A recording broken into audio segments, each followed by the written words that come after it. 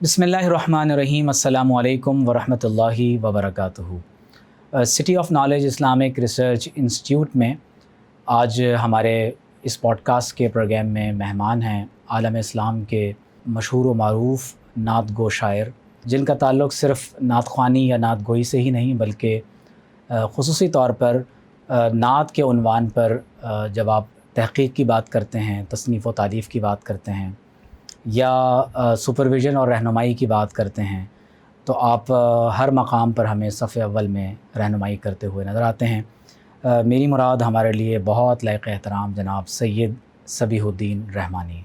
सबी भाई अस्सलाम वालेकुम। वालेकुम अस्सलाम वरहमतुल्लाहि वबरकातुहू। बहुत शुक्रिया सबी भाई, आज आपने पहली बार आपने इदारे का विज़िट भी किया है और आप यहाँ तशरीफ़ लाए हैं।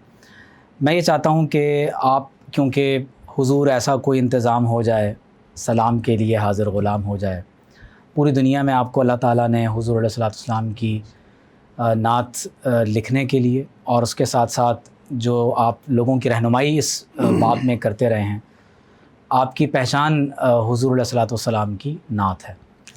तो मैं ये चाहता हूँ कि आप थोड़ा सा अपना एक इंट्रोडक्शन इब्तिदा में, जो एक एकेडमिक इंट्रोडक्शन आपका है, क्योंकि आम तौर पर तो लोग आपको टीवी में देखते हैं या आपके लिखे हुए नातिया कलाम को पढ़ते हैं तो बस एक वही तारुफ़ लोगों के सामने होता है, लेकिन मेरे सामने इस वक्त ये नात रंग का मनक़बत नंबर आप देखें कि 33 नंबर है, तो एक ज़ाहिर है कि एक बड़ा कंट्रीब्यूशन है आपकी तरफ से तहरीर और तसनीफ़ व तालीफ़ और तहक़ीक़ के मैदान में। तो मैं चाहता हूँ कि एक नात गोई, नात ख़्वानी के तनाज़ुर में एक एकेडमिक जो आपका इंट्रोडक्शन है तसनीफ़ व तारीफ़ का, ज़रा वो आप काइंडली आप कुछ हमारे सामने नाज़रीन के लिए बयान करें। बिस्मिल्लाहिर्रहमानिर्रहीम। सबसे पहले तो मैं ममनून हूँ आपका, आपके इदारे का, कि आपने याद किया और ये मौका दिया कि मैं इस हवाले से कुछ बातें कर सकूँ।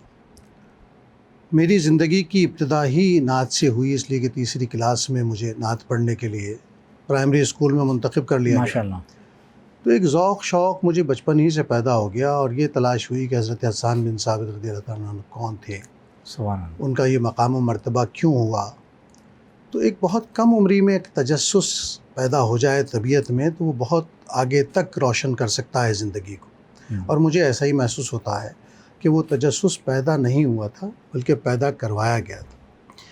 उसके बाद जैसे जैसे ज़िंदगी में तालीमी मराहिल गुज़रे आगे, मैंने सियासियात में BA किया, डिग्री मुकम्मल नहीं कर सका उस वक्त यूनिवर्सिटी। ये आपने कराची यूनिवर्सिटी से आपने मुकम्मल की डिग्री।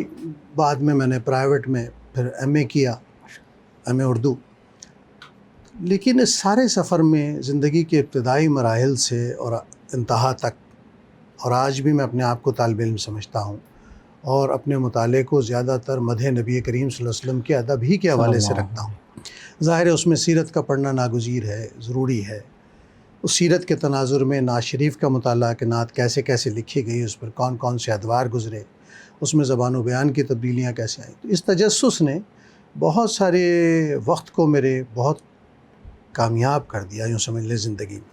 फिर जब मैं 95 में हज पर गया तो मैंने एक ही दुआ की, पहली बार ज़िंदगी में पहुँचा, कि या अल्लाह मुझे हमदो-नात के हवाले से इज़्ज़त देना, इस जहान में भी और उस जहान में भी। सुभान अल्लाह। और फिर बाद में आने वाले वक्त ने यकीनन मुझे एहसास दिलाया कि अल्लाह ने मेरी ये दुआ अपनी बारगाह में कबूल कर ली। अल्हम्दुलिल्लाह, सुभान अल्लाह।